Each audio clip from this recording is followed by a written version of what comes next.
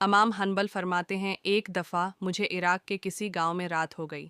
میں ایک مسجد میں گیا، چوکیدار نے مجھے وہاں سے نکال دیا۔ میں مسجد سے باہر فرش پر سو گیا۔ چوکیدار نے مجھے پاؤں سے پکڑا اور ٹھیٹ کر مسجد دور کر دیا۔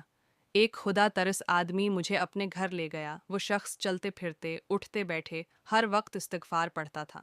صبح ہوئی تو میں نے اس الملخص شخص سے پوچھا کہ کیا آپ کو استغفار پڑھنے کا کوئی فائدہ بھی ہوا؟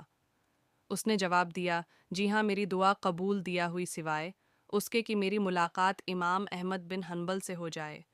میں نے کہا، میں ہی احمد بن حنبل ہوں اور تم دیکھو کہ مجھے کیسے گھسیٹ کر تمہارے پاس لایا گیا۔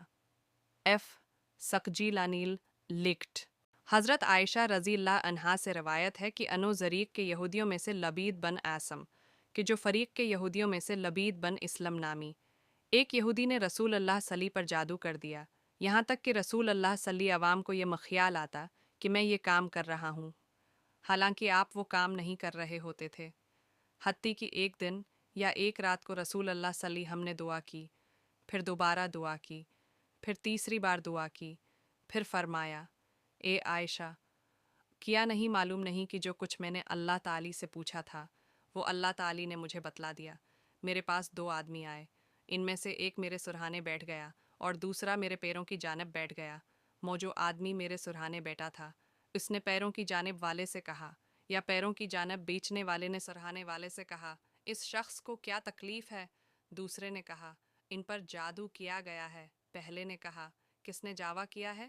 دوسرے نے کہا، لبید بن ہے آسم نے۔ پہلے نے کہا، کس چیز میں جادو کیا ہے؟ دوسرے نے کہا، کہیں میں اور کنگھی سے جھڑنے والے بالوں میں، اور کہا تر مجہور کے خشا کے خلاف میں۔ پہلے نے کہا، یہ چیزیں ہیں۔ کہاں ہیں؟ دوسرے نے کہا، ذی اروان کے کنویں میں۔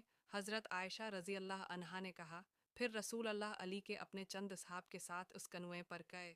پھر آپ میں ہم نے فرمایا، اے عائشہ، اللہ کی قسم، اس کنویں کا پانی مہندی کے پانی کی طرح تھا، اور وہاں کھجور